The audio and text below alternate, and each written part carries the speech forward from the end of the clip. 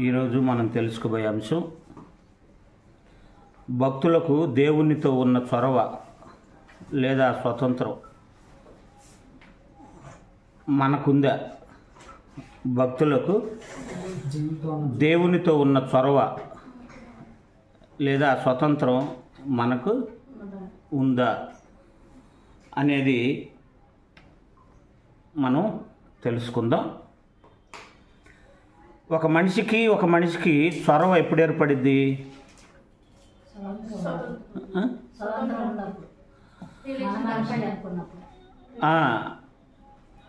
చొరవ ఎప్పుడు ఉంటుందంటే వాళ్ళ పరిచయం ముదిరినప్పుడు. అవునా కదా? వాళ్ళ పరిచయం బాగా ముదిరినప్పుడు. మీకు అర్థమైందా? పరిచయం బాగా ముదిరితే ఏం పెరిగిద్ది? సహవాసం బాగా బలపడిద్ది. సహవాసం బలపడితే వాళ్ళిద్దరి మధ్యలో ఏముంటుంది? చొరవ ఉంటుంది. ఏముంటుంది? చొరవ ఉంటుంది. చూడు, లోక సంబంధమైన స్నేహంలో ప్రాణ స్నేహితులు అనుకుంటున్న వాళ్ళు పర్సనల్ విషయాలు కూడా చెప్పుకుంటారు. మీకు అర్థమైందా? లోక సంబంధమైన స్నేహంలో వీడు నా ప్రాణ స్నేహితుడు అనుకున్నవాడు వాళ్ళ మధ్యలో ఏముంటుందో తెలుసా? పర్సనల్ విషయాలు కూడా ఏం చేస్తారు? వాళ్ళు మాట్లాడుకుంటారు. పక్కన వాళ్ళకి చెప్తారే, మీరు ఇది కూడా మాట్లాడుకుంటారా అంటే మా మధ్యన ఏ దాపరికం ఉండదు. అంటే ఇంత సహవాసమా మీది అనుకుంటారు. అవునా కదా? అంటే ఒక మనిషి మీద ఒక మనిషికి చొరవ ఉండాలి అంటే కోపపడినా, ప్రేమ చూపించినా, జాలి చూపించినా, అలిగినా, ఏదైనా చొరవను బట్టి వస్తాయా? చొరవ లేకుండా వస్తాయా? చొరవను బట్టి వస్తాయి.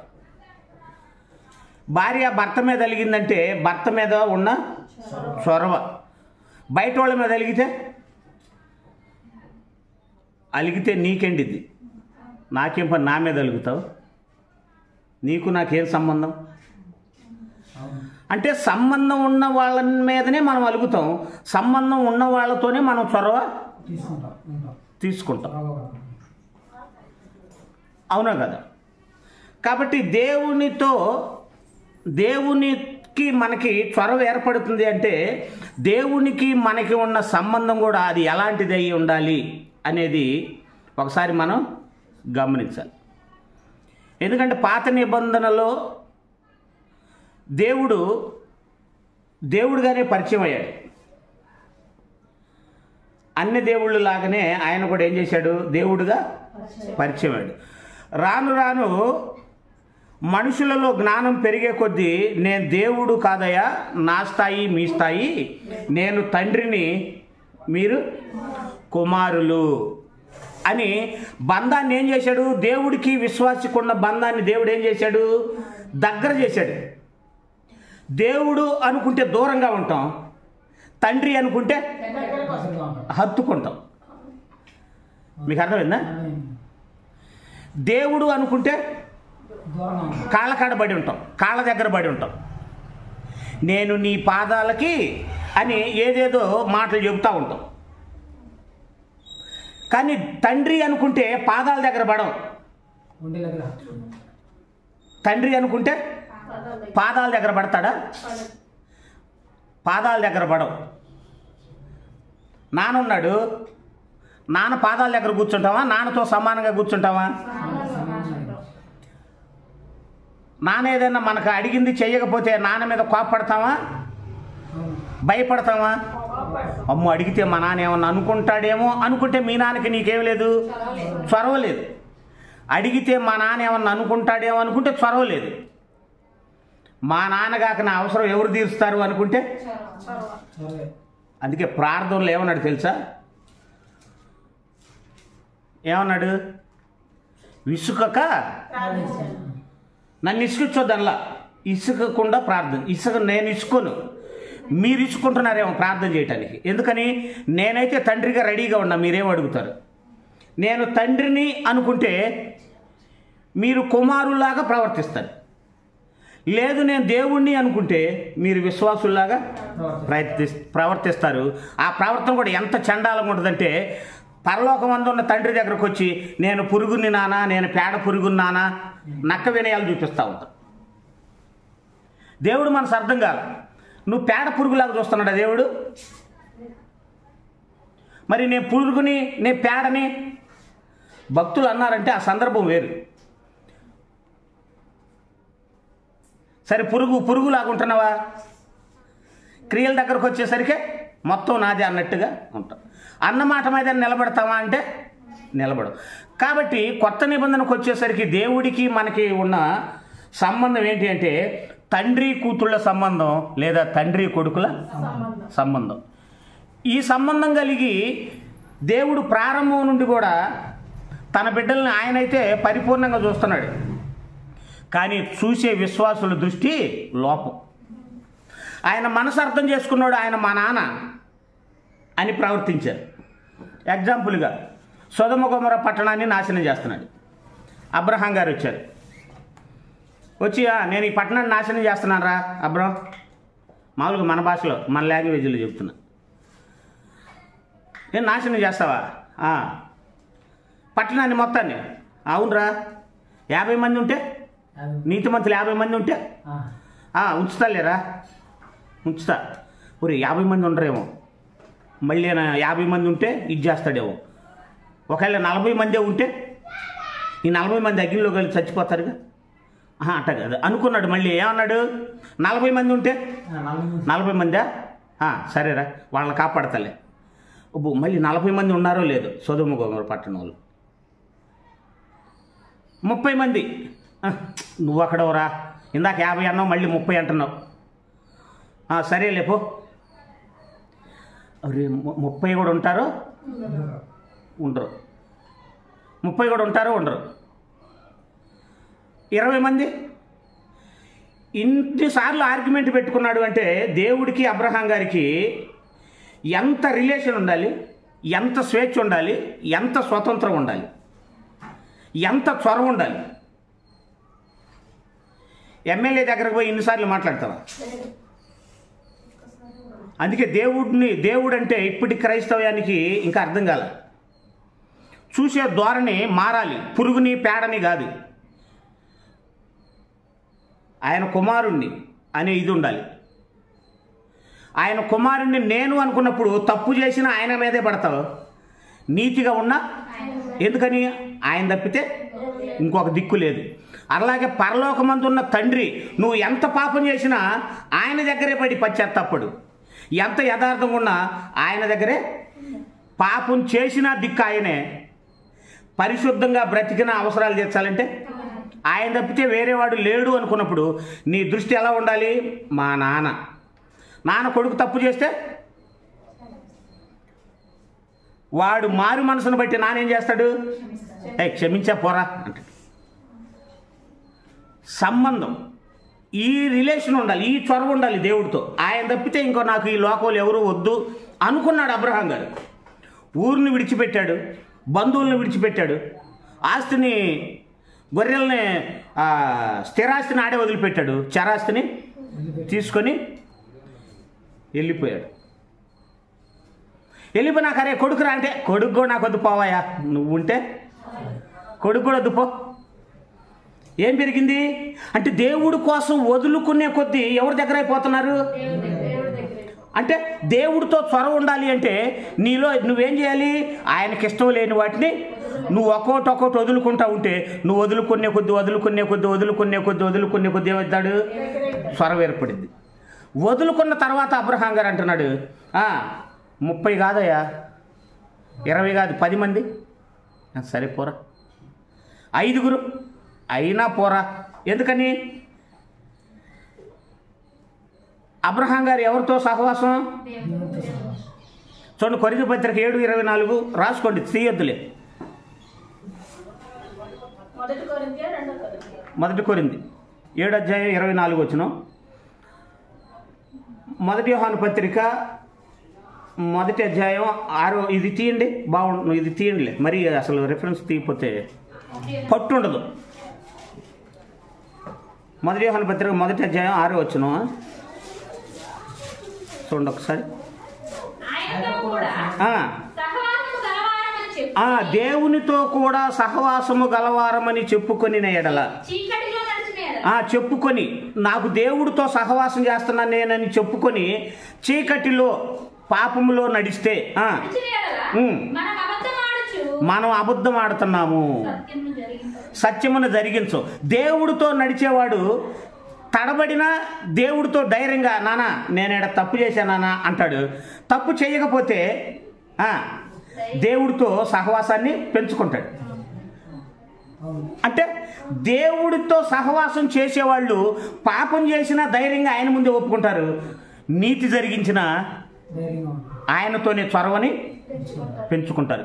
కానీ దేవుడితో సంబంధం లేని పాపం విడిచిపెట్టని వాళ్ళు మాత్రం ఏమంటారు తెలుసా, నేను చర్చికి రానన్నా, ఎందుకని ఇది విడిచిపెట్టుకోలేకపోతున్నానన్నా. విడిచిపెట్టుకోలేకపోతే నువ్వు ఎవరికి చెప్పాలి? దేవుడికి చెప్పాలా, చర్చి మానుకోవాలా? అంటే దేవుడితో సహవాసం చేయటానికి ఇష్టపడని వాళ్ళు ఏమంటారు తెలుసా, అన్న నేను ఇప్పుడు చర్చి కల్లా తొందరగా రానన్నా. మరేం చేస్తావు? మానుకున్నాక వస్తాడంట. అంటే నువ్వు దేవుణ్ణి ఎలా చూడట్లేదనమాట, తండ్రిగా చూడట్లా. మీ నాన్నరా నేను అంటాడు ఆయన. అందుకని అబ్రహాం గారి గురించి ఒక సాక్ష్యం ఉంది. అబ్రహాం గారి గురించి ఒక సాక్ష్యం ఉంది, అది చెబుతా చూడండి.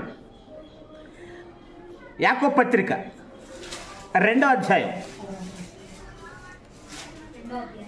23వ వచనం.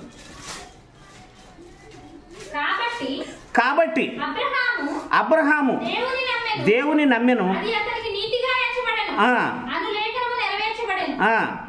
మరియు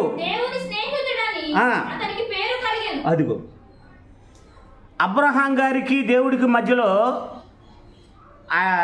సహవాసం ఎలాంటిది? స్నేహితులు. మీకు అర్థమైందా? స్నేహితులకి మధ్యలో ఏముండవు, రహస్యాలు ఏమి. ఇద్దరు పరిశుద్ధ స్నేహితులైనప్పుడు పరిశుద్ధ విషయాల్లో రహస్యాలు ఏముంటాయి? అందుకే నా స్నేహితుడైన అబ్రహాంకు నేను ఏదైనా దాచిపెడతానా? దాచిపెట్టను అన్నాడు. అంటే దేవునికి స్నేహితుడని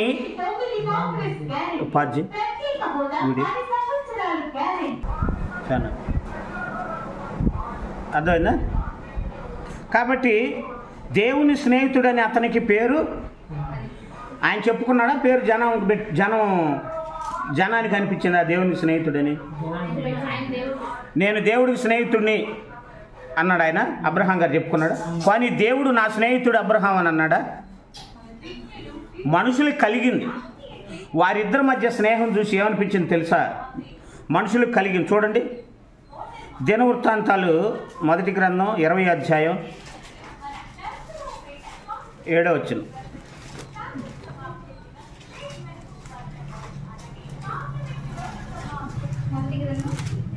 అధ్యాయం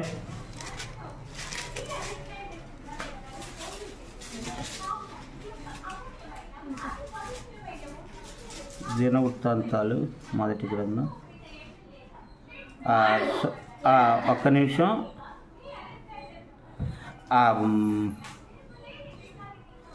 2వ దినవృత్తాంతాల చూడండి.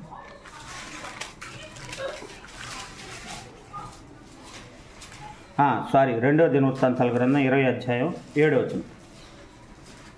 ఇక్కడ యెహోషాపాతు మాట్లాడుతున్నాడు. యెహోషాపాతు నీ జనులైన ఇశ్రాయేలీయుల ఎదుట నుండి ఈ దేశపు కాపురస్తులను తోలివేసి అదిగో యెహోషాపాతుకి ఏమనిపించింది? అబ్రహాం గారు దేవునికి స్నేహితుడు అనిపించింది. ఇప్పుడు మనల్ని చూస్తే మన పక్కన వాళ్ళకి ఏమనిపిస్తుంది? ఇప్పుడు బ్రహ్మ ఉన్నాడు అనుకోండి, బ్రహ్మానికి దేవుడికి ఎలాంటి సంబంధం ఉందని మీరు చెప్తారు? బాబన్న ఉన్నాడు అనుకోండి, బాబన్నకి దేవుడికి ఎలాంటి సంబంధం అని మీరు చెప్తారు?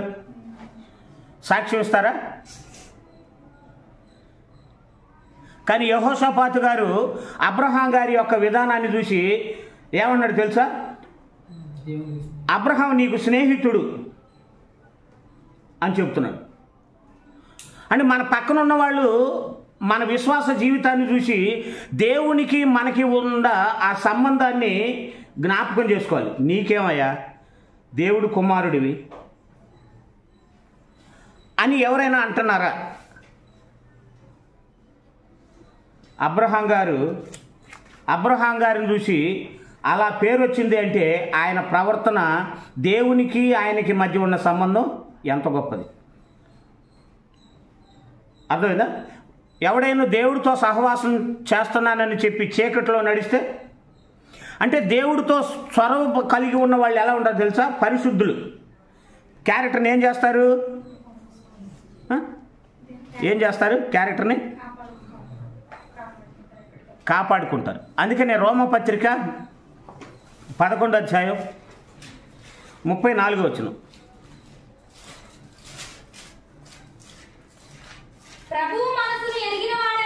ప్రభు మనసును ఎరిగిన వాడెవడు? అదిగో, అంటే ప్రభు మనస్సును ఎరిగితే, అంటే ప్రభు మనసు తెలియాలంటే మనసు ఎప్పుడు తెలిసిద్ది? సహవాసం చేసినప్పుడు కదా. మీకు అర్థమైందా? సినిమాలో ఒక డైలాగ్ ఉంటుంది, ప్రేమ ఎందుకు కలగలేదో చెప్పడానికి 1,000,000 కారణాలు ఉంటాయి, కానీ ప్రేమ ఎందుకు కలిగిందో చెప్పడానికి ఏముండదంట. వీళ్ళని మెంటల్ హాస్పిటల్లో చేర్చాలి. అంటే ప్రేమ కారణం లేకుండా పుట్టేదా?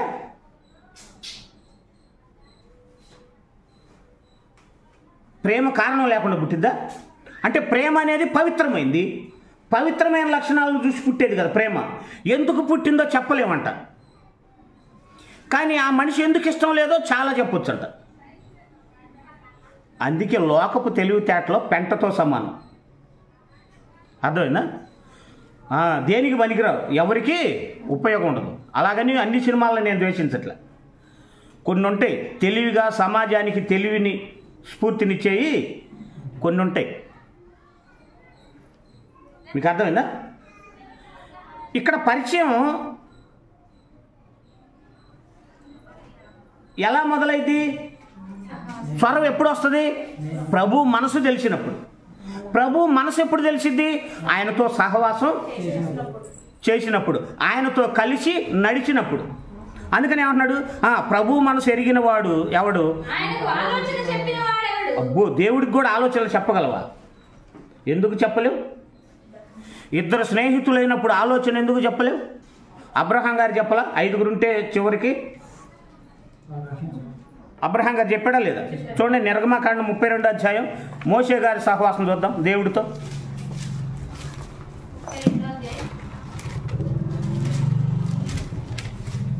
32 తీశారా? ఇక్కడ ఇశ్రాయేలీల స్థితిని చూసి దేవుడు కోపం వచ్చింది. కోపం వచ్చినప్పుడు మోషే గారు దేవుడితో మాట్లాడుతున్న సందర్భం ఒకసారి మనం ఆలోచిద్దాం.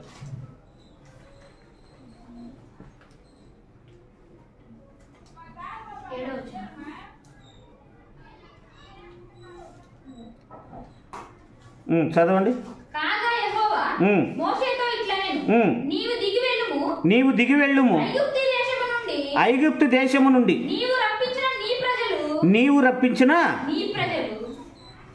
నీవు రప్పించిన మొదట్లో ఏమన్నాడో చూడండి. 3వ అధ్యాయం 10వ వచనం. నీవు రప్పించిన నీ ప్రజలు. ఐగుప్తు నుంచి రప్పించింది ఎవరు? మోషే గారా దేవుడా? కానీ ఇక్కడ ఏమన్నాడు తెలుసా? ఐగుప్తు నుంచి నీవు రప్పించిన. అంటే దేవుడు మోషే గారు ఎలాంటి వాడో చెప్పాడు. నా ప్రజలు అన్నంతగా నడిపించాడు. అంటే మోషే గారు ఇశ్రాయేలీయుల్ని ప్రేమతో నడిపించాడు, కానీ చెప్పాడు కదా చెయ్యాలి అని నడిపించాల. దేవుణ్ణి ప్రేమించి ఆ ప్రేమను ఇశ్రాయేలు మీద చూపించి ఇశ్రాయేలీని నా ప్రజలు అన్నంతగా నడిపించాడు. కానీ స్టార్టింగ్లో దేవుడు ఏమన్నాడు? 3:10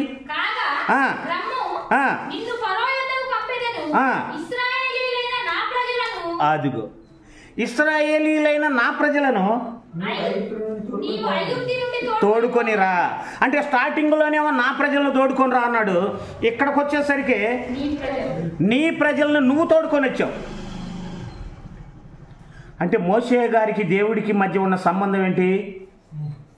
నీదే నాది, నాదే నీది. ఇప్పుడు మనకు ఆలోచన ఉందా? మనకు ఆలోచన ఉందా? మన తెలివితేటలు ఎట్లా ఉంటాయి అంటే, మనలో పాపపు ఆలోచనలు వచ్చినాయి అనుకోండి, పాపపు ఆలోచన రాకుండా ఉండటానికి ఎట్లా ఉంటుంది తెలుసా? మనం తినకుండా ఉంటాం. పాపపు ఆలోచన రాకుండా నియంత్రించాల్సింది మనసులోనా, అన్నం తినకుండా ఉంటేనా? అంటే మనసుని చంపుకోం మనం. పాపపు ఆలోచనలు రాకుండా ఉండటానికి మనసును చంపుకోం. మరి ఏం చేస్తాం? నేను అనుకున్నది దొరకట్లేదు కాబట్టి ఏదో విధంగా ఏం చేయాలి? సింపతి పొందాలి. దేవుడి కోసం నేను చూడు ఎంత శరీరాన్ని నలగొట్టుకుంటున్నాను.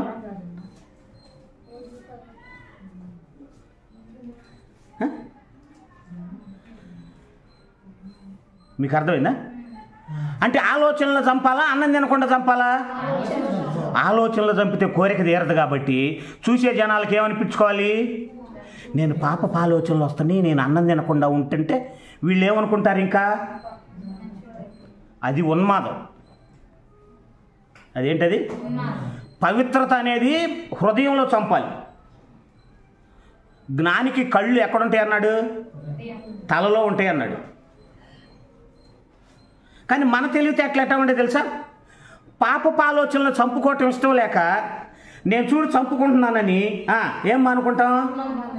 ఓహో, అన్నం మానుకున్న వాళ్ళందరూ పరిశుద్ధులేనా? ఈ చావు తెలివితేటలు వాక్యాన్ని దాటిపోయినా తెలివితేటలే. అలాంటి అతి తెలివితేటలు దేవుడికి మనకి సంబంధం ఉన్న వాళ్ళకు ఉండవు. అరే నేను చంపుకోవాల్సిన మనసులోనా లేకపోతే అన్నం తినకుండానా? అన్నం తినకుండా మనసులో చంపుకోకుండా అన్నం తినకుండా ఉంటే పాప నివారణ అయిద్దని బైబిల్ ఏడని చెప్పిందా? మరి పౌలు గారి శరీరాన్ని ఎందుకు నలగొట్టుకుంటున్నాడు? పాపాన్ని విడిచిపెడతానని కాదు. ఆరోగ్యం ఉంటే మాట తీరు మారిద్ది, వినయం మారిద్ది, విధేయత మారిద్ది. ఎదుటి మనిషిని క్షమించాలనే మనసు రాదు నీకు. ఎదుటి మనిషి క్షమించకుండా ఎదుటి వారి మీద జాలి మనసు లేకుండా మాత్రం అన్నం తింటే మానుకుంటే అప్పుడు నీకు దేవుడికి సంబంధమే లేదు, పరిశీలన లేదు. ఎదుటి మనిషి మీద కనికిరం లేని పరిశుద్ధత దేనికి? మరి ఎదుటి మనిషి మీద నీకు ప్రేమ పెరగాలంటే నువ్వు అన్నం తినకుండా ఉంటే పెరిగిద్దా? లేదా విరిగి నలిగిన హృదయంతో ఉంటే పెరిగిద్దా? అందుకని దేవుడి దగ్గరకు వచ్చి ఇలాంటి తెలివితేటలు మనం చూపించకూడదు. అప్పుడు దేవుడికి నీకు సంబంధమే లేదు. అసలు దేవుడికి నీకు సంబంధం ఉంటే నేను పాపాన్ని చంపాల్సింది హృదయంలో కదా అనే ఆలోచన వస్తూ ఉంటుంది. కాబట్టి ఇక్కడ ఏమంటున్నాడు?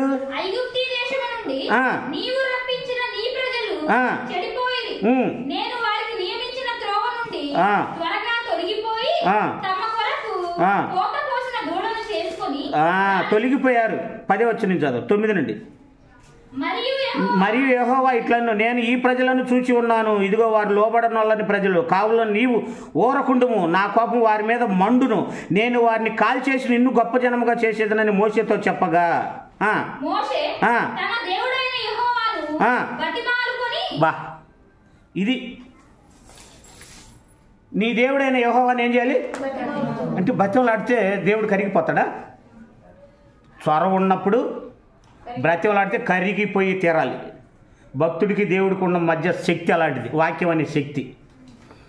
మోషే గారితో ఫస్ట్ నా ప్రజలను నడిపించమన్న ఆయన నీ ప్రజల్ని నువ్వు నడిపించావు అన్నాడు. అంటే వాళ్ళిద్దరి మధ్యన సహవాసం ఎంత బలపడింది. పిచ్చిగా ఆ సిచ్యువేషన్లోకి పోయి అర్థమైతే ఏం బతుకురా మనం బతుకుతున్న బతుకు అనిపించింది. ఇంతకాలం బతుకుదాం, ఇన్ని సంవత్సరాల నుంచి వాక్యం వింటున్నాం, మనదే ఒక బతికిన అనిపించింది మనసులో. అవును కదా? ఏం చేశాడంట? బ్రతిమలాడుకున్నాడా?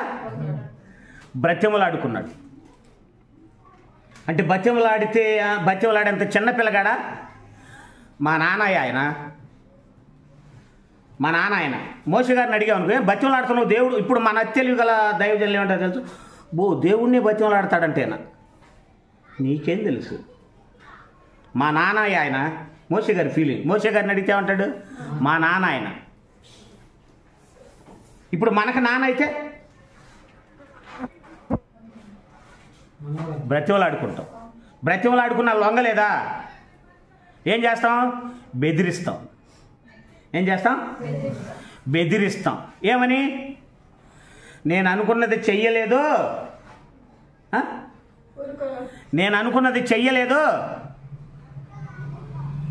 బెదిరించాడు. ఇక్కడ చూడండి, బెదిరించాడు. 32వ వచనం. బ్రతిమలాడుకున్నాడా? బ్రతిమలాడా? గుర్తుపెట్టుకోండి, మీరు పడిపోకుండా నిలబెట్టగలిగే సందర్భాలు. నేను ఇప్పటికి నిలబడగలుగుతున్నాను అంటే ఎన్ని అవమానాలు వచ్చినా ఖాతరు చేయట్లేదు అంటే అర్థం ఏంటో తెలుసా? నేను పెద్ద మనగాడిని కాదు. వీటిని ఎప్పుడు కూడా గుండెల్లోంచి బయటికి పానీయను. దేవుడికి నాకున్న మధ్య సంబంధం ఏంటి అని వీళ్ళని బట్టి, ఈ మహానుభావులను బట్టి నేను ఎప్పటికప్పుడు ఆయనకి నాకున్న సంబంధాన్ని చేసుకుంటా ఉంటా. అట్టగాని వీళ్ళతో పోల్చుకునేంత గొప్పవాడిని కాదు. ఏమన్నాడు? 32. అయ్యో, నీవు వారి పాపమును ఒకవేళ పరిహరించితివా, లేని ఎడల. బెదిరింప ఏంటండి? ఇప్పుడు దాకా బతిమలాడాడు, ఇక్కడ బతిమలాడుతాడా బెదిరిస్తాడా? నేను కావాలన్న సైకిల్ కొనిపెట్టావా? కొనిపెట్టలేదనుకో, ఏం బంధం అండి? ఇంకా పాపం చేస్తాడా ఎవరైనా? అంటే దేవుని మనసు ఎరిగిన వాడెవడు? మోషే గారు. ఎవరు? మనసు ఎరిగాడు కాబట్టి బ్రతిమలాడాడు. దేవుడు ఇంకా మాట్లాడుతున్నాడు కాబట్టి వాళ్ళని క్షమించు, లేదా ఏంటండి పవిత్రత. ఏంటది? పవిత్ర హృదయం. నువ్వు ప్రేమ స్వరూపి అయితే నాకు ప్రేమ ఉంది. ఐగుప్తులో మొదలైన ఈ ప్రేమ ఇప్పుడు దాకా నా పిల్లల్లాగా నేను నడుచుకుంటూ వస్తున్నానంటే నీ మనసును బట్టేగా. నువ్వు నాకు ఈ మంచి లక్షణం ఈ బట్టే కదా.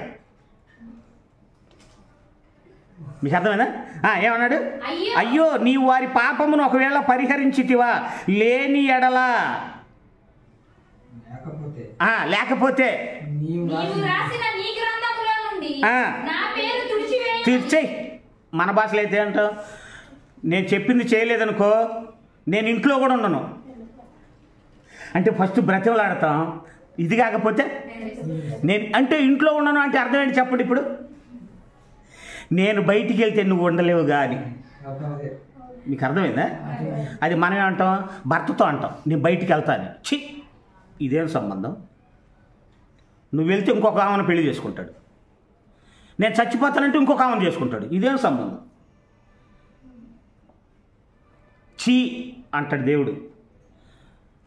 ఉండాల్సింది ఇక్కడ భార్య దగ్గర, భర్త దగ్గర, దేవుడి దగ్గర. అక్కడ ఉంటే ఇక్కడ ఆటోమేటిక్గా ఉండదు.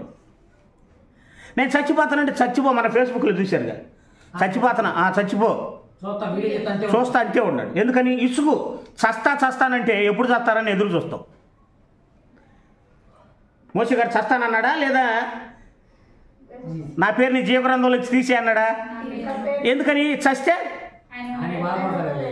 ఆయన బాధపడతాడు. కానీ చచ్చిపోయిన మోషే గారికి లాభమే, ఎందుకని పరలోకం వెళ్తాడు. అయ్యో నేను చస్తేనే పరలోకం పోతా, అరే నువ్వు చస్తే నాకే కదా లాభం, పరలోకం వస్తావు అనుకుంటాడు ఆయన. మరి ఆయన బాధ పెట్టాలంటే ఏం చేయాలి? నేను చచ్చిపోతే పరలోకమే పోతా, అక్కడ ఆనందంగానే ఉంటాడు, కానీ నేను చావకూడదు. మరేం చేయాలి అంటే ఆత్మీయంగా నన్ను చంపే అన్నాడు.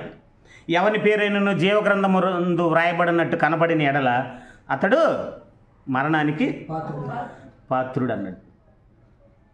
తీసేయి, నీ జీవనంలోంచి నా పేరు తీసేయి. బెదిరించాడా? ఉందా మరి ఈ సంబంధం మీకు మనకుందా? మరి ఎప్పుడుకి వస్తుంది? ఏదైనా కావాలనుకుంటే భార్య దగ్గర, భర్త దగ్గర, ఎవరి దగ్గర ఏడుస్తూ ఉంటాం. నేనైతే అలాంటి ఏడ్చే కర్మ నాకు ఇలా దేవుడు. నేనైతే ఒంటరిగా ఆయనతోనే ఏడ్చుకుంటా. ఎవరినో చూస్తారని బైక్ మీద పోతా ఏడ్చుకుంటూ ఉంటాను. ఎవరు చూస్తారని, ఎవరిని వింటారని ఒక్కోసారి బైక్ రెండో వాళ్ళు వస్తున్నా కానీ రాని. ఎందుకని? బైక్ మీద నేను ఆయన మాత్రమే, బైక్ మీద నేను ఆయన మాత్రమే. దేవుడి మీద నేను కోప్పడ్డ సందర్భాలు ఉండే, మామూలుగా కాదు, భయంకరంగా కోప్పడ్డ సందర్భాలు ఉండే నాకు నేను. అలాంటి సందర్భాల్లో మల్లికార్జున చనిపోయినప్పుడు వాళ్ళు దేవుని ఎరగని వాళ్ళు మన చర్చిలోకి వస్తున్నారని తెలిసి, అమ్మయ్య దేవుడు ఏదో ఒక రకంగా వాళ్ళకి మారు మనసు ఇస్తాడు అని మనం వాళ్ళని ఏం చేసాం? ప్రభు దగ్గరకు నడిపించవచ్చని మరీ ఎంత ఇది కాకపోయినా మన వంతుగా మనం ఏం చేసాం? కష్టపడ్డాం. కష్టపడ్డప్పుడు మల్లికార్జునని బతికించాలా వద్దా? బతికించాలి. మల్లికార్జున చనిపోయాడు, ఎక్కింది కోపం. చచ్చిపోయాడు అని మీరు ఫోన్ చేయగానే నైట్ 2 గంటలకి, ఆ రోజు అసలే పని అలిసిపోయి నిద్రపోయాం. ఆ రోజు పని బాగా అలిసిపోయి నిద్రపోయాం. నైట్ 2 గంటలకే ఫోన్ వచ్చింది.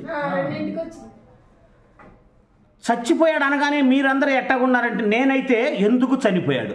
మేము అతను బ్రతికితే చర్చిలో ఉన్నాడు కాబట్టి బతికాడు, దేవుడు బతికిచ్చాడని చెప్పుకుంటారు అని మేము కష్టపడితే నువ్వు అతన్నే చంపుతావా?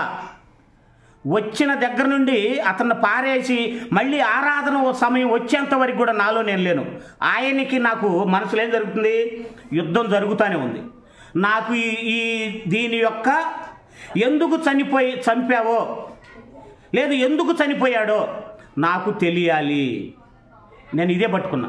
అందుకే చనిపోయేటప్పుడు పారేసే రోజు కూడా మీతో నేను సరిగా లేను, మీతో పలకల. నేను విడిగా వచ్చి అరుగుల మీద కూర్చున్నా. నాకు ఆయనకున్న బాధ అలాంటిది. నాకు దేవుడి మీద పిచ్చి కోపం వచ్చింది. మేము మంచోళ్ళం అనమంటలా, కానీ నీ మహిమ కోసం ఎంత చేస్తా ఉంటే అతను ఎందుకు చచ్చిపోయాడు, చర్చిలో ఉన్న మనిషి చనిపోవటం ఏంటి అని నీకు అవమానం వస్తే అది తట్టుకొని మేము ఎక్కడుండేవి? నన్ను ఎదవనంటే నేను ఒప్పుకుంటాను, నువ్వు వేస్ట్ కాడు అంటే నేను ఒప్పుకుంటాను. కానీ చర్చిలో ఉన్న మనిషి చనిపోతే, చర్చిలో ఉన్న మనిషి చనిపోయాడేందని నీకు అవమానం వస్తే దాన్ని మాత్రం నేను తట్టుకోలేను అని చెబితే, ఆదివారం ఆరాధన సమయం వచ్చేసరికి దేవుడు నా మనసును ఏం చేశాడు తెలుసా? 100% కుదుటపరిచాడు. బా, ఏమి తండ్రి వండి, ఏం దేవుడు అయ్యా నువ్వు. ఆ రోజు ఆరాధనలో మనస్ఫూర్తిగా మనస్ఫూర్తిగా వాక్యం చెప్పా. ఎందుకని? నేను ఆయన మీద అలిగి కోపడ్డందుకు, ఎందుకు చనిపోయాడో నాకు దేవుడు ఆన్సర్ ఇచ్చాడు. నేను ఆ రోజు ఆయన మీద కోపపడకపోతే, అలగకపోతే ఆన్సర్ వచ్చేది కాదు. మరి ఎందుకు అలిగాను, ఎందుకు కోపడ్డా? చొరవ. ఇంత భక్తి చేస్తున్నప్పుడు, నీ కోసం ఇంత కష్టపడుతున్నప్పుడు నీకు అవమానం వచ్చే పని జరిగితే నేను చూసి ఎక్కడ ఉండేది? అంతకాడికి చావు నువ్వు, నన్ను అంతకాడికి చంపు అనుకున్నాను నేను. ఆఫ్టర్ ఆల్ నాకే ఈ మనసు వస్తే బైబిల్లో భక్తులు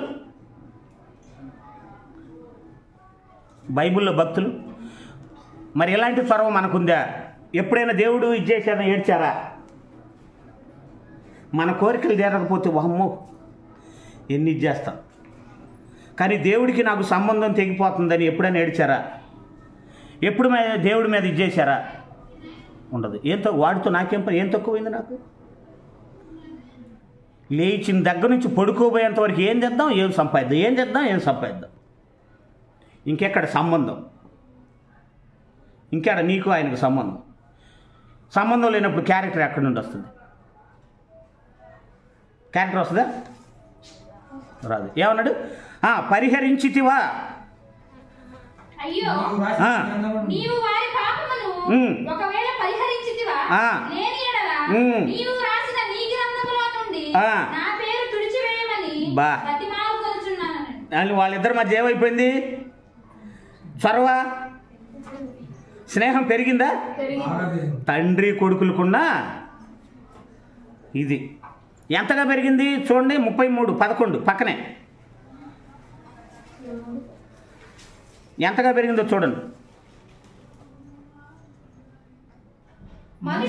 మనుష్యుడు తన స్నేహితునితో మాట్లాడినట్లు యెహోవా మోషేతో ముఖాముఖిగా మాట్లాడుచుండెను.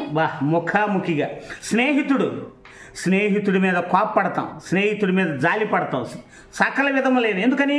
స్నేహితుడికి మధ్య ఏముంటుంది? చొరవ. అందుకని అతిభక్తి ఎప్పటికీ నిలవదు. అతిభక్తి ఏంటి? నీ పురుగునయ్యా, పేడనయ్యా, నక్క వినేయాలి. మీకు నేర్పేవాడు ఎవడయ్యా? ఆ ప్రార్థన నా ముందు మీరేమన్నా చేశారనుకోండి, ఒళ్ళంతా చీమలు పారాడితే నాకు. ఎందుకని? వేశ్య మంచి మాటలు చెబితే అట్టాగుంటుంది, పురుగునయ్యా, పేడనయ్యా, దుమ్మునయ్యా. అంటే దేవుడికి నీకు సహవాసం లేదు కాబట్టి నీకు ఇంకేమనిపిస్తుంది? అన్యులు దేవుణ్ణి చూసినట్టు, అయ్యా నీ పాదాల దగ్గర నేను పాదదాసి, నువ్వు వారసుడు అని ఆయన చెబుతుంటే నువ్వేందంట?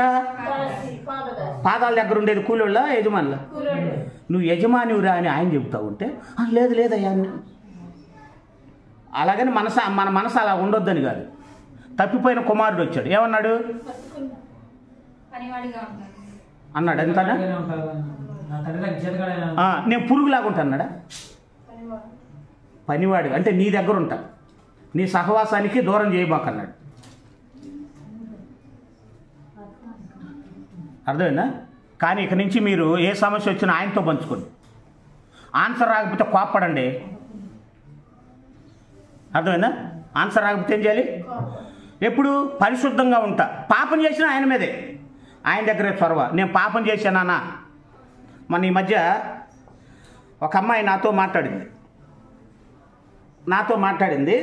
మాట్లాడితే అన్నాను, నీ మాట తీరు మారిపోయింది, జాగ్రత్త అని చెప్పా. నీ మాట తీరు మారింది, జాగ్రత్త, ట్రాక్ తప్పావు అని చెప్పా. అన్నదప్పుడు అన్నా, దేవునితో నేను అంత సహవాసంగా లేకపోవచ్చు, కానీ ట్రాకు తప్పేంత దారిలో నేను లేను. ఒకవేళ ట్రాకు తప్పితే దేవుడు తర్వాత మొట్టమొదటిగా చెప్పుకునేది నీకే అన్నది. ఏమన్నది? మొట్టమొదటిగా చెప్పుకునేది నీకు ఎంత ఘోరమైన పాపం చేసినా నేను మొట్టమొదటిగా చెప్పుకునేది నీకే అన్నది. ఎందుకని ఆ మాట అన్నది చెప్పండి? చొరవ లాంటిది. నాకు తప్పు చేసినా నాకే చెప్పుకుంటుంది, రైట్ చేసినా. ఎందుకని? దేవుడు ఎలాగైతే ఒక తప్పు చేసిన మనిషిని స్వీకరిస్తాడో అలాంటి మనసు నాకుంది కాబట్టి నా దగ్గర తప్పు చేస్తే చెప్పటానికి కూడా ఏం చేయదంట, వెనకాడను అన్నది. అంటే తప్పు చేస్తే జాలి చూపించి దానికి సరైన మార్గం చెబుతానన్న నమ్మకం. అలాగే దేవుడి దగ్గర కూడా నేను తప్పు చేశా, నేను తప్పుడోడిని, నేను తప్పుడు దాన్ని, నా క్యారెక్టర్ బాగలేనోడిని అనే మనసు నీకుంటే నువ్వు ఏడవాల్సింది ఆయనతోనే. నువ్వు ఎక్కడ ఏడ్చుకుంటావు నీ పర్సనల్ అది. అంతేగాని తప్పు చేశానని పాపాన్ని విడిచిపెట్టని వాళ్ళు ఏమంటారో తెలుసా? నేను చర్చికి రానన్నా అంటే, నేను హాస్పిటల్కి రానన్నా. హాస్పిటల్కి రాకపోతే రోగం పెరిగిద్దా తగ్గిద్దా? ఎన్ని పాపాలు ఉన్నా రావాల్సింది హాస్పిటల్కి, ఎన్ని పాపాలు చేసినా రావాల్సింది దేవుడి దగ్గరికి. ఏదైనా సరే కోపమైనా దేవుడి దగ్గరే. పాపం చేసినా దాన్ని బతిమలాడుకోవాల్సింది దేవుడి దగ్గరే. ఆయన తప్పితే ఇంకొకడు లేడన్నా. మా ఆయన మంచోడు అన్నాం అనుకో, అనుకూలంగా ఉన్నంత వరకే. ఎప్పుడైతే నచ్చవో రిపీట్ చేసినప్పుడు గుండెలు బాదుకుంటావు. కానీ మన తండ్రి ఏం దేవుడు రిపీట్ చేయడు, గుర్తు చేస్తాడు అంతే, మర్చిపోతాడు. ఈ తప్పు చేసావురా గుర్తు చేస్తాడు అంతే, మర్చిపోతాడు. అందుకే మనం కనపడే వాళ్ళ మీద ప్రేమ పెట్టుకొని ఆయన్ని దూరం చేసుకుంటాం. కానీ ఆయన దగ్గర చేసుకో. వీళ్ళందరూ దూరం అయితే దూరం అయ్యారు, దగ్గరకైతే దగ్గర అయ్యారు. అవును కదా? ఎలాంటిదంటే వాళ్ళ సంబంధం ముఖాముఖిగా పరిహరించితివా, లేదంటే బెదిరించాడా? ఎందుకని అంటారు? చొరవ. మరి ఈయనెందుకు సైలెంట్గా ఉన్నాడంటారు? చూడండి, కీర్తన 37:23. కీర్తన గ్రంథం 37:23. ఒకని నడత యెహోవా చేతనే ఇది మోషే గారి నడత, అబ్రహాం గారి నడత, భక్తులు ఎవరి నడత అయినా సరే స్థిరపరచబడింది ఎవరి ద్వారా? మీకు ఇందాక చెప్పా, ఐగుప్తు దేశానికి పంపించేటప్పుడు మోషే నా ప్రజలను నడిపించన్నాడు. కొండ దగ్గరకు వచ్చేసరికి నీ ప్రజలను నువ్వు ఐగుప్తు నుంచి నడిపించావు అన్నాడు. అంటే నా ప్రజలు అన్నట్టుగా మోషే గారిని నడిపించాడు. అంటే మోషే గారి నడతలను స్థిరపరిచింది ఎవరు? దేవుడు. అవునా కదా? ఇప్పుడు కింద చదవండి. వాని ప్రవర్తన చూచి బా బ్రతిమలాడినప్పుడు ఏమనుకొని ఉంటాడు బాబు? దేవుని బ్రతిమలాడినప్పుడు ఏమనుకొని ఉంటాడు? బా ఏందిరా నాతో వీడికి. తర్వాత కోప్పడ్డప్పుడు ఏమనుకొని ఉంటాడు బాబు? పరిహరించితివా, లేని ఎడల అన్నాడు అనుకో, ఏమనుకొని ఉంటాడు? ఏందిరా నేనంటే వీడికి ఇంత పిచ్చి, ఏరా బెదిరిస్తున్నావు బా. అది అర్థం చేసుకున్న వాళ్ళకి అర్థమయ్యేది. ఆ వైరస్ అనేది లోపల ఉండాలి. అర్థమైందా? ఆ వైరస్ అనేది లోపల ముందు మీలో ఉందో లేదో చూడండి. ఉంటే మీ ఫీలింగ్ వెలిగిపోద్ది. లేదా అతి తగ్గింపు వలన ఏమైపోద్ది? నీరసంగా. వేషధారణ దేవుడికి ఇష్టం ఉండదు. నేను మార్చుకుంటానంటే ముఖంలో నవ్వు వచ్చింది, మార్చుకోనంటే అమ్మో నేను మార్చుకుంటానన్న సంగతి ఇలా కలిగియాలని ఇంకా ఏమైపోద్ది? ఉండదు. మార్చుకున్నాడు ఎప్పటికీ ధైర్యంగా ఉంటాడు. ఎన్ని తప్పులు చేసినా మార్చుకుంటాననే స్థిరం మనిషిలో ఉందంటే వాళ్ళు ధైర్యంగా ఉంటారు. అబ్బో ఈ సుఖాన్ని నేను విడిచిపెట్టలేనే అనుకున్న వాళ్ళు దిగులుగా ఇప్పుడే సాయంత్రం ప్రాణం పోద్దేమో అన్నట్టు. అంటే వీళ్ళకి దేవుడు అంటే నచ్చదో, పాపాన్ని విడిచిపెట్టాలంటే కాదనమాట. కానీ మోషే గారి ఆ బాధ బాబు. లేని ఎడల అన్నాడంటే తండ్రికి కొడుకు మధ్య ఇది. కొంతమంది తండ్రి కొడుకులే మాట్లాడుకోరు సరిగా, ఏందో మరి. కొడుకు ఫ్రీగా మాట్లాడేంత స్వేచ్ఛగా తండ్రి ఉండాలిగా. అవునా కదా? అది కొడుకు తప్ప తండ్రి తప్ప? కొడుకు తండ్రితో స్వేచ్ఛగా మాట్లాడేటంత క్యారెక్టర్ నానేం చేయాలి? కొడుకు చూపించాలి. దేవుడు చూపించాడు, మోషే గారు దగ్గర అయ్యాడు. ఫ్రెండ్స్ అయిపోవాలి, స్నేహితులు అయిపోవాలి. మరి కొడుకు దగ్గర రావాలంటే ఈయన క్యారెక్టర్ బాగానే ఉందిలే, ఏం దేశాలు లేదు, ఇంకేంతో మాట్లాడితే నాకేం నేర్పుతాడు? అదే పిట్టి నేనున్నాం, ఎట్లా మాట్లాడుకుంటాం? ఫ్రెండ్స్ లాగా ఉంటాం, ఏదైనా మాట్లాడుకుంటూ ఉంటాం. ఎందుకని? నాతో ఎందుకు అంత ఉండగలుగుతున్నాడు అంటే మా నాన్న ప్యూర్ పర్సన్. తప్పు అయితే తప్పు అని చెబుతాడు, రైట్ అయితే రైట్ అయితే చెబుతాడు. తప్పు అని చెప్పగానే ఎగరడు మా నాన్న. మా నాన్న మాట్లాడితే అందులో ఏముంటుంది? తెలివి ఉంటుంది. నమ్మకం మనం కలిగాలి, మా నాన్న క్యారెక్టర్ మంచిది అని. లేదనుకో ఇంకా ఏముండదనమాట. నేను ఇంత ఇదిగా చెబుతున్నానంటే మా ఇద్దరి మధ్యన ఉన్న ఇది. అలాంటి ఫీలింగ్స్ నేర్చుకోండి ముందు, కష్టపడండి. ప్రాణం కంటే గొప్పదేం కాదు మన ఈగో. అవునా కదా? వాని ప్రవర్తన చూచి అది ఆ ప్రవర్తనకి అబ్రహాం గారి ప్రవర్తన చూసి ఆనందించి ఉంటాడు. మోషే గారు ఫస్ట్ బచ్చలాడాడు, తర్వాత లేని ఎడల అనేసరికి ఏ పిచ్చిరా వీడి, నా మనసేరా వీడిది. ఐగుప్తు నుంచి వాళ్ళు అన్ని ఇబ్బందులు పెడుతున్నా వాళ్ళ మీద మాట అన్నిట్లో వాళ్ళని శిక్షించని ఇట్లా వాళ్ళు వీడిని కూడా తిట్టారే. అరే నిన్ను కూడా తిట్టారు కదరా మోషే అంటే, నన్ను తిడితే తిట్టారులే, నువ్వు తిడితే తిట్టు, నువ్వు కూడా తిడతావా తిట్టు, లేదా జీవగ్రంథం నా పేరు తీసేస్తావా తీసేయి, అంతేగాని వాళ్ళని మాత్రం ఏం. అదే మనమైతే అయ్యో నా భార్యని శిక్షించయ్యా, అయ్యా నా భర్తని శిక్షించయ్యా, ఎవరు ఇంట్లో వాళ్ళనే బయట వాళ్ళు కాదు. అదే సంఘంలో వాళ్ళైతే చంపేసాయి. కానీ మోషే గారిది ఆ మనసు కాదు, ఆ మనసు కాదు. ఎంత ప్రేమ. మొన్న అబ్బాయి వచ్చాడు, గోపి వచ్చాడు, మానసికంగా బాగల. మన ఇంట్లో ఉన్న రెండో రోజు మూడో రోజు ఏమన్నాడు, తాళిబొట్టు కొనుక్కొచ్చుకున్నాడు, పసుపు తాడు కొనుక్కొచ్చుకున్నాడు, ఒక కవర్లో పెట్టుకున్నాడు, దాని మీద గోపి వెడ్స్ అమ్మాయి పేరు బొడ్డు పేరు రాసి నాకు ఇచ్చాడు, ఇదిగో మీ అమ్మాయిని చేసుకుంటానని. నాకేమనిపించింది,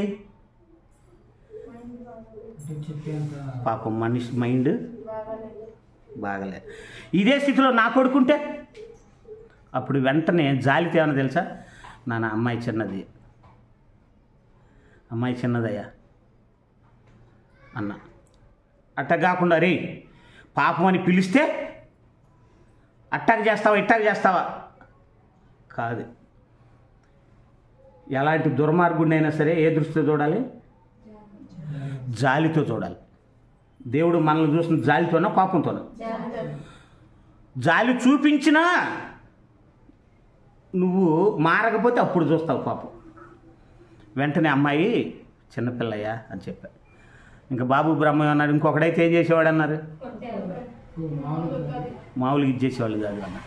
దేన్ని బట్టి అంటే నా స్నేహితుడు ఎలాంటి వాడో నేను ఆ పని చేశా, నా గొప్పతనం కాదు ఇందులో. నేను సహవాసం చేసి ఆయన అయితే ఇక్కడ ఏం చేస్తాడో మీకు అర్థమైందా?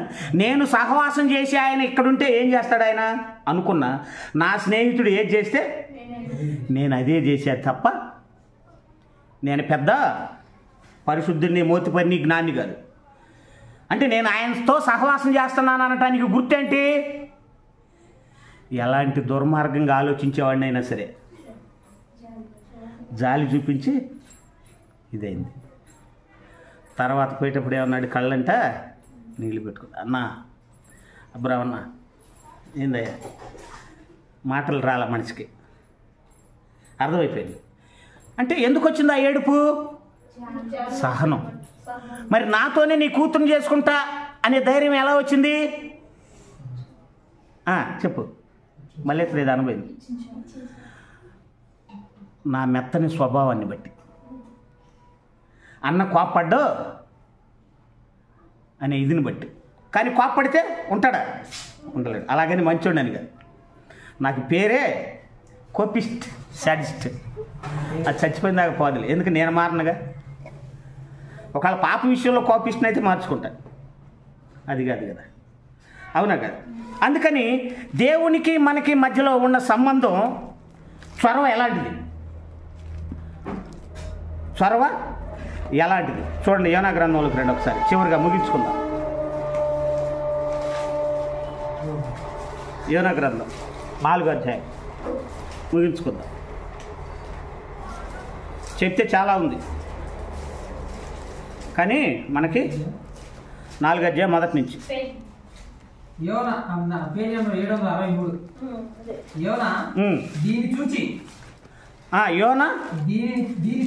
దేన్ని, ఇక్కడ మనకు తెలుసు దేవుడు యోనా గారిని నినివే పట్టణం నాశనం అయిపోతుంది పోయి చెప్పిరా అన్నాడు.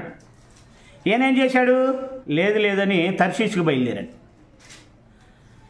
తర్షీషుకు బయలుదేరితే దేవుడు చేపను పంపించి మింగిచ్చాడు, బయట కక్కిచ్చాడు. కక్కిన తర్వాత ఏం చేస్తావు? నేను యాడికి పోయినా నువ్వు అక్కడే ఉంటావుగా, ఏ ఊరు పోయినా నువ్వు అక్కడికి వచ్చి మళ్ళీ చేపను పంపిస్తావు. అంతే కదా. ఆయన చేతుల నుంచి ఆడ తప్పించుకుంటావు, మనుషుల చేతుల నుంచి తప్పించుకోవచ్చు. సముద్రంలో పడి సముద్రం నన్ను పారేయండి అయ్యా అన్నగా నీళ్ళల్లో పడ్డాగా నువ్వు నన్ను ఎందుకని? నేను తప్పితే ఇంకొకరు లేరా? ఇంకొకరు ఎత్తుకపో. నేను తప్పితే ఇంకా నీకు లేరా? నా ఇంట పడ్డావు. ఆఖరికి పడవలో నుంచి కింద వేసిన మళ్ళీ నీళ్ళలోకి చేపలు పంపించావు. నేను తప్పితే లేరా అంటే ఆయన అంటాడు, అరే లేరురా అన్న, నన్ను అర్థం చేసుకున్నాడువి నువ్వేరా, నన్ను అర్థం చేసుకుంది ఇంకెవడు దొరుకుతాడు రా? అసలే పరిశుద్ధులు లేక నేను అల్లాడుతుంటే బాబు, అసలే పరిశుద్ధులు లేక నన్ను అర్థం చేసుకున్న వాళ్ళు లేక ఎక్కడో అక్కడక్కడ దొరుకుతున్నారు. వాళ్ళలో నువ్వు ఒకడివి, అందుకని నిన్ను చంపుకుంటానా? నీ వలననే ఆ పని కావాలి. చేపను పంపించాడు, వేసాడు, చేప బయట కక్కింది. ఈయనకు మళ్ళీ ఆలోచన వచ్చిద్దా మళ్ళీ పోవాలని. మళ్ళీ పంపిస్తే మళ్ళీ తిమింగలాన్ని పంపిస్తాడు. ఏదో ఒక రకంగా చచ్చిపోవాలన్నా ఆయనదే, బతకాలన్నా ఆయనదే. సముద్రంలో చేపను పంపించి చేప గర్భంలో ఉన్నా కానీ ఊపిరాడింది అంటే తల్లి గర్భంలో బిడ్డకి ఎలా ఊపిరాడిందో చేప గర్భంలో నీళ్ళలోనే ఊపిరాడదు. అలాంటిది నీళ్ళలో చేప గర్భంలో ఆయన ఊపిరి ఆడింది అంటే ఆయన ఎక్కడికి పంపించినా ఊపిరిచ్చేవాడు ఆయన. ఇసుకేసింది, వద్దయ్యా నువ్వేమో వాళ్ళని చంపుతానంటావు. వాళ్ళు వెంటనే పశ్చాత్తాపడి ఉన్న బట్టలు ఊడదీసి బూడిదలో కూర్చొని మేము తప్పు చేయమనగానే మళ్ళీ ఏం చేస్తావు? వెంటనే జాలి పడతావు. నువ్వు నీ గురించి నాకు తెలీదా? నువ్వు జాలి మనసు ఊరక డంబమే, కోపడతానంటావు. నేను పోను. ఎందుకని? నువ్వు పోతే వాళ్ళని శిక్షించు, నాకు తెలుసు నీ సంగతే. ఏం పిచ్చండి బాబు. అంటే యోనా గారికి దేవుడికి మధ్యలో ఏముంది? ఎంత పిచ్చిందో చూడండి ఇప్పుడు. యోనా 3వ అధ్యాయం ఆ సందర్భం చదువుకుందామా? ఎందుకు తెలిసిందే అలా అంటారా? సరే 6వ వచనం చదవండి. నినివే పట్టణం నాశనం కాబోతుందని యోనా గారు చెప్పినప్పుడు తన సింహాసనం మీద నుండి దిగి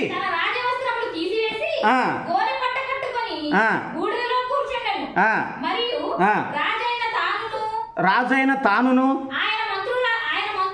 ఆయన మంత్రులను ఆజ్ఞ ఇయ్యగా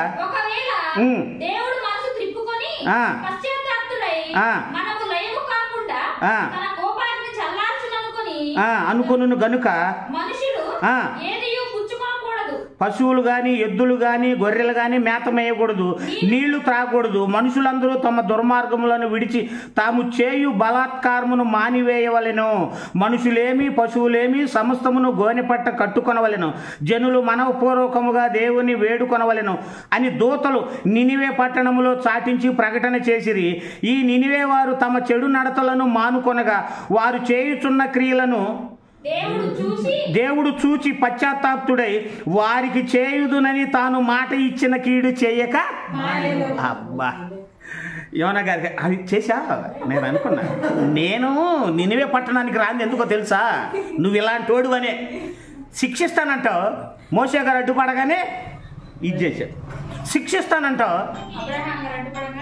అబ్రహాం గారు అడ్డుపడగానే నీ సంగతి మాకు తెలియందా? తరతరాల నుంచి చూస్తున్నావు.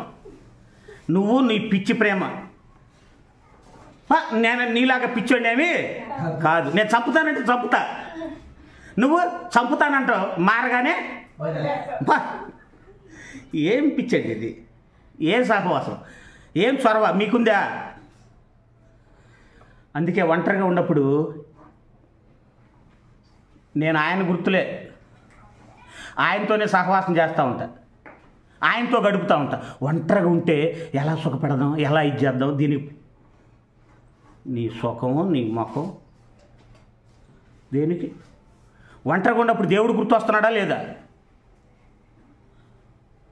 నేనైతే ఒక్క లేఖనం గుర్తు చేసుకుని దాని మీదే ధ్యానిస్తూ ఉంటాను. బైబిల్లో లేదనుకోండి 66 పుస్తకాలు ఒక లేఖనం గుర్తు చేసుకొని దాన్నే ధ్యానించుకుంటూ వెళ్తూ ఉంటాను. మనం బైబిల్ చదివినట్టుగా ఫోన్ తీసినట్టు, ఫోన్లో చదువుతున్నట్టు.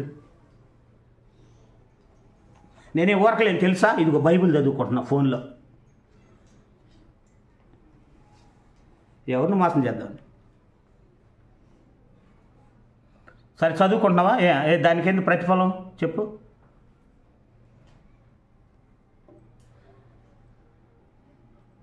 మీకు అర్థమైందా?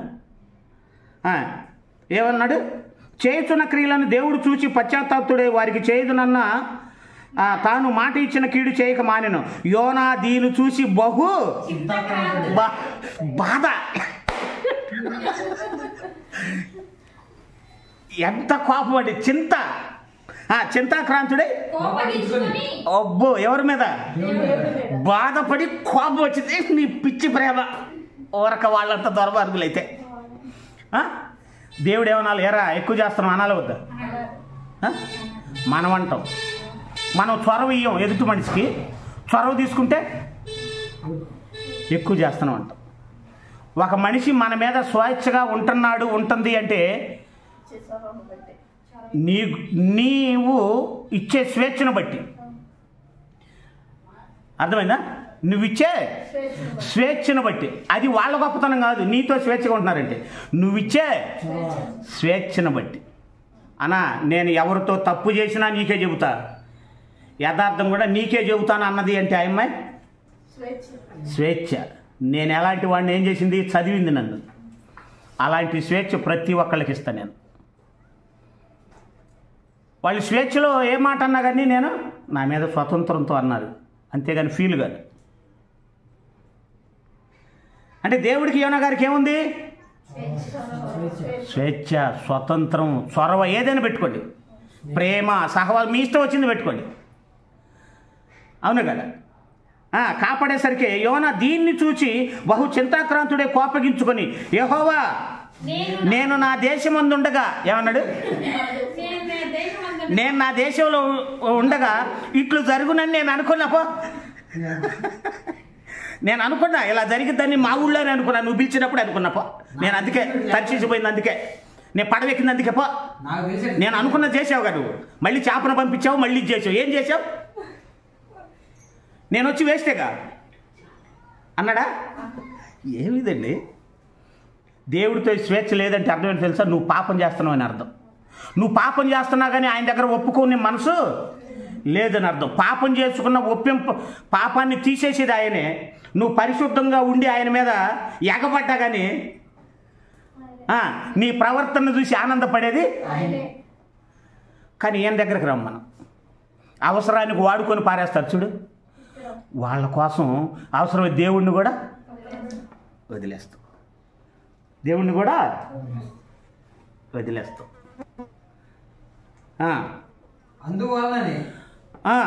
అందువలననే నీవు కటాక్షమును జాలియును బహుశాంతమును అత్యంత కృపగల దేవుడై ఉండి పశ్చాత్తాపడి కీడు చేయక మానుదునని నేను తెలుసుకొని దానికి ముందుగానే తర్షీషునకు. నాకు తెలుసాయా నీ గురించి? నాకు తెలియందా నా గురించి? ఏం చొరవ! ఈరోజు క్రైస్తవుల్లో దేవునిపై ఇలాంటి చొరవ ఉంటే క్రైస్తవుడు ప్రతి ఒక్కడు పరిశుద్ధుడే. ప్రతి ఒక్కడు పరిశుద్ధుడే. ప్రతి ఒక్కడు దేవుణ్ణి ఎక్కడో అక్కడ చూస్తున్నారు. నేను పాదదాసిని, పాదాల కింద పురుగుని అనుకుంటున్నారు. కాబట్టి పాపాన్ని విడిచిపెట్టే స్వభావం లేనివాడే నేను పురుగుని, పేడని. పాపం చేస్తే ఆయన మీద పడేడు, నేను బతకలేకపోతున్నాను, శక్తిని ఇవ్వని. అంతేగాని దూరం ఉండి పురుగుని, పేడని అనుకోబాకు. పాపాన్ని విడిచిపెట్టలేని వాళ్ళకు ఉండే ఈ అతి తెలివితేటలే. పశ్చాత్తాపడి కీడు చేయక మానుదు అని నేను తెలుసుకొని దానికి ముందుగానే తర్షీషునకు పోతిని. నేను ఇక బ్రతుకుట కంటే చచ్చుట మేలు. చంపు నన్ను. ఏమన్నాడు? ఇంక నేను బతకను, చంపు. చద్దామని ఎడిపోతేనేమో చేపను పంపిస్తుంది. ఇంక నేను బతికినా మళ్ళీ ఏం చేస్తావు? ఏదో కూరు పంపమంటావు. అర్థమైందా? నీ కోపం వచ్చిన ఊరికి వెళ్ళమంటావు, మళ్ళీ నేను వెళ్ళక తప్పదు, మళ్ళీ వాళ్ళు పశ్చాత్తాపడతారు, మళ్ళీ అయ్యో మంచి పిల్లలరా అంటావు, మళ్ళీ నేనేం కావాలి, నీ పడ్డ కష్టం అంతా వేస్ట్ అయిపోద్ది. నన్ను చంపితే పోలా, నన్ను చంపితే పోలా. ఏం ప్రేమ అండి? ఏంద్రా ఎక్కువ చేస్తున్నావు అన్నాడా? అనడా ఆయన. ఎందుకని? ఆ ప్రవర్తన చూసి ఏమనుకున్నాడు, వీడికి నేనంటే ఏంద్ర ఇంత పిచ్చి, నా మనసేందో వీడికి అంటే ముందుగానే నినివే పట్టణానికి వెళ్ళమనగానే అర్థమైపోయింది. ఏమని? నేను వెళ్ళను. ఎందుకని? నువ్వు ఎలాంటి వాడువో నాకు తెలుసు. ఎలా తెలిసిపోయింది? చొరవ, సహవాసం.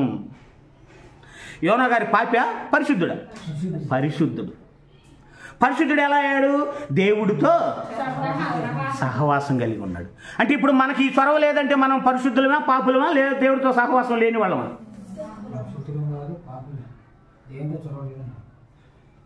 అన్నాడు కదా ఆయన, అబద్ధం ఆడుతున్నావు అన్నాడు. ఏమన్నాడు? ఇంకా కింద వచనాలు చదువుకుని ఇంటికి వెళ్ళాక అర్థమైందా? సమయం ఇప్పటికే ఎక్కువైనట్టుంది. కాబట్టి ఇలాంటి చొరవ నేటి క్రైస్తవులకి దేవుడికి ఉందా? ఉందా? ఉన్నవాడు పాపం చెయ్యడు, పాపం చేస్తే ఇచ్చే. మీకు అర్థమైందా? కాబట్టి ఇలాంటి సహవాసం, ఇలాంటి చొరవ ముందు దేవునికి దైవజనుడికి ఉంటే ఇలాంటి అనుభూతిని సంఘానికి నేర్పి సంఘాన్ని ఏం చేస్తాడు? బలపరుస్తాడు.